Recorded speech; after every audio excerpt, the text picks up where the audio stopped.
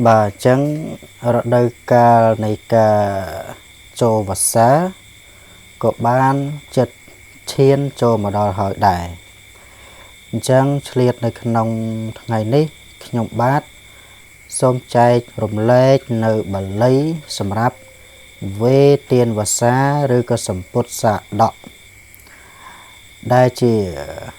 គ្រឿងបរិក្ខារសម្រាប់ប្រសង់គង់ចាំវស្សាហើយជាទំនៀមជាទម្លាប់ជាកិច្ចមួយនៅក្នុងព្រះពុទ្ធសាសនាប្រជាជនខ្មែរយើងគឺតែងតែប្រារព្ធនៅពិធីបុណ្យចូលវស្សាបាទហើយបន្ទាប់ពីនោះទៅនៅក្នុងរដូវកាលនៃវស្សាហ្នឹងក៏មានកម្មវិធីបុណ្យមួយដែលគេប្រារព្ធធ្វើទូទាំងព្រះរាជាណាចក្រកម្ពុជានោះគឺបុណ្យកាន់បិណ្ឌភ្ជុំបិណ្ឌនិងដាក់បិណ្ឌអញ្ចឹងហើយខ្ញុំបាទក៏សូមចែករំលែកនៅបាលីវេទានវស្សានេះទុកឲ្យហើយក្រែងលោកបងប្អូនយើងមានតម្រូវការចង់រៀនចង់ចេះចង់ដឹងឲ្យហើយដើម្បីកុំឲ្យពិបាកបាទដល់ថ្ងៃហើយបានរៀនដល់ថ្ងៃហើយបានប្រឹងហ្នឹងវាអត់ស្រួលទេអញ្ចឹងខ្ញុំបាទសូមដាក់ឲ្យហើយអ្នកដែលរៀនក៏គួររៀនឲ្យហើយដែរអញ្ចឹងដើម្បីកុំឲ្យយូរសូមចាប់ផ្ដើមទៅតែម្ដងបាលីវេទានវស្សា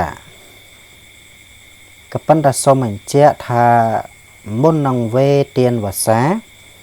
ឬក៏សម្ពុទ្ធសាដកឬក៏ភេសជ្ជៈទានអីផ្សេងអញ្ចឹងមុននឹងវេក៏គួរគប្បីសូត្ររំលឹកនៅសង្ឃគុណជាមុនគឺសង្ឃោវិសុទ្ធោវរតៈខេណៃយោសន្តិន្ទ្រិយោសាបមលបហិណោអីជាដើមហើយបន្តមកទៀតនោះគឺសូត្រណាមោ3ចប់ហើយរៀបចំធ្វើពិធីវេតែម្ដងបាទអញ្ចឹងតោះទៅវិញបាលីវេទានវស្សាបាទអញ្ចឹងសូមថាតាមដូចដែលយើងវេយ៉ាងដែរមៈយ៉ាងផន្តេអ៊ីម៉ាំងបតិបង្ងវសិកសាដេកាយោវសិកសាដេកាយោអ៊ីធានេធ្វាសង្ឃសតិមៈសាធុផន្តេសង្ឃោបដិកណាហតោមេត្តាបិតាទីណាំងគុណវន្តានញ្ចៈញាតិមិត្តានញ្ចៈអមហាកញ្ចៈទីខេរតាំងនេះទីខេរតាំងដាក់និកហិតអង្គនៅពីលើតជើងតនេះទីខេរតាំងអថាយៈហេតាយៈសុខាយៈទុតិយំពេមៈយ៉ាងផន្តេអ៊ីម៉ាំងបតិបង្ងវសិកសាដេកាយោអេធានេធ្វាសង្ឃសតិមៈសាធុផន្តេសង្ឃោបដិកណាហតុមេត្តាបិតាទីណាំងគុណវន្តានញ្ចៈញាតិមិត្តានញ្ចៈអមហាកញ្ចៈ ទីខរតាំងអថាយៈហេតាយៈសុខាយៈតតយាមបេមយ៉ាងផន្តេអ៊ីម៉ាំងបតិបាំងវសកាសាអវសិកសាដិកាយោអ៊ីធាននេធ្វាសង្ឃសតិមៈសាធុភ័ន្តេសង្ឃោបដិកណហតោមេត្តាបេតាទីនាង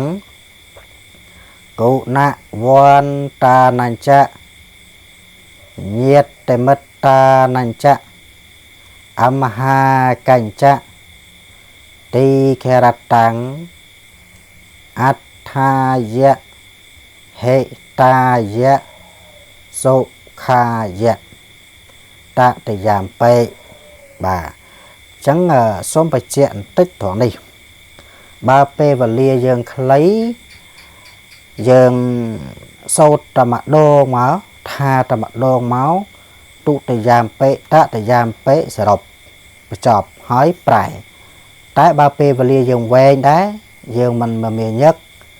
យើងថាធ្វើតាមសម្រួលទៅឬក៏ថាឲ្យបានច្រើនដងបានអញ្ចឹងគឺ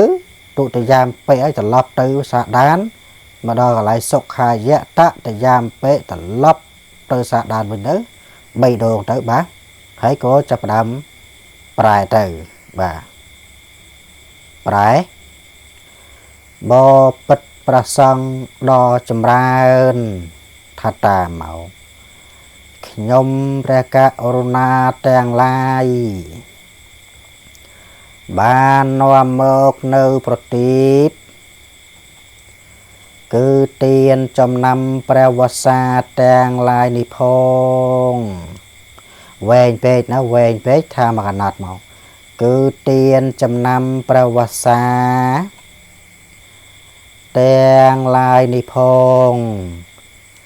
ព្រមទាំងសម្ពុតចំណាំព្រះវស្សាគឺសម្ពុតសម្រាប់ងូតទឹកភ្លៀងព្រមទាំងបរិខាទាំងឡាយយកមកតម្កល់ដាក់ក្នុងទីនេះដើម្បីវេប្រគេនចំពោះព្រះសង្ឃបពិតព្រះសង្ឃដ៏ចម្រើនព្រះសង្ឃមេត្តាអនុគ្រោះនិមន្តទទួលយកនៅវត្ថុទាំងឡាយមានទានចំណាំប្រវត្តិសាស្ត្រទាំងឡាយនេះដើម្បីសេចក្តីចម្រើនដើម្បីជាប្រយោជន៍ដើម្បីសេចក្តីសុខដល់លោកអ្នកដ៏មានគុណទាំងឡាយមានមេត្តាបិតានិងញាតិកាទាំងឡាយផងដល់យើងខ្ញុំព្រះករុណាទាំងឡាយផងអស់កាលជាអង្វែងទៅហងអស់វិរៈ2ដងផងអស់វិរៈ3ដងផងសូមអនុមោទនាបាទចឹងឃើញថាចប់ហើយសូមជម្រាបលា